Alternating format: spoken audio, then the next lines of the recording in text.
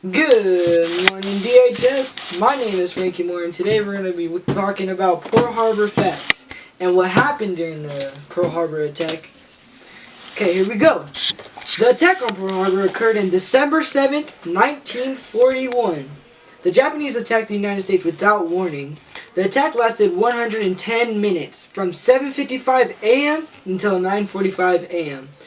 The total of 2,335 U.S. servicemen were killed and 1,143 were wounded. 68 civilians were killed and 35 were wounded.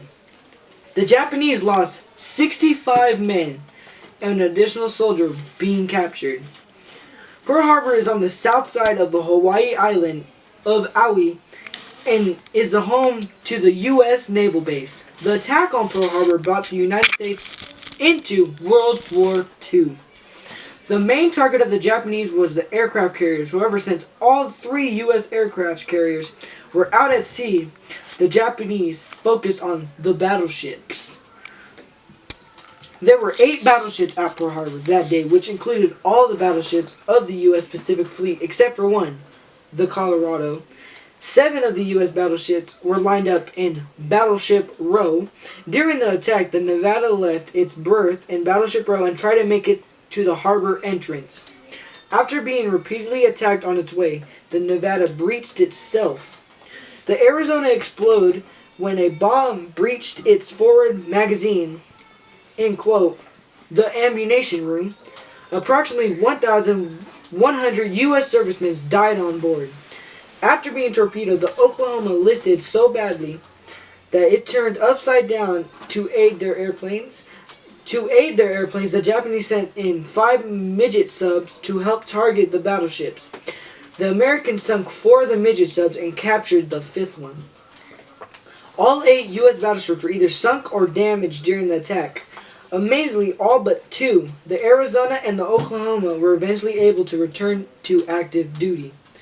The U.S. servicemen were either still in their pajamas, eating breakfast in the mess halls, or when the attack on Pearl Harbor began. The U.S. servicemen identified the invading planes as Japanese because of the meatballs, what they called in large red circles, quotations, the rising sun, on the side of the Japanese planes. The Japanese hoped to destroy the U.S. planes on the ground in order to minimize any counterattacks against them over Pearl Harbor or against the Japanese attack force. The Japanese struck the airfields in Hickam Field, Wilder Field, Bellow Field, Iwo Field, Schofield Barracks, and Kanawha Naval Air Station. Many of the U.S. planes were lined up outside among airships, wingtip to wingtip, in order to avoid sabotage. Unfortunately, that made them easy targets for the Japanese attackers. Unable to get more than a handful of planes in the air, individual U.S. servicemen tried to shoot down the Japanese planes from the ground. Next page. When the Japanese left Pearl Harbor at 9:45, the Americans didn't realize that attack was actually over. They expected another wave to hit. The day following the attack on Pearl Harbor, the U.S. President Franklin D. Roosevelt declared that December 7, 1941 would be a date that will live in infamy. The United States declared war on Japan December 8, 1941, the day after the attack on Pearl Harbor. Remember Pearl Harbor becoming a rally cry to the U.S. during World War II?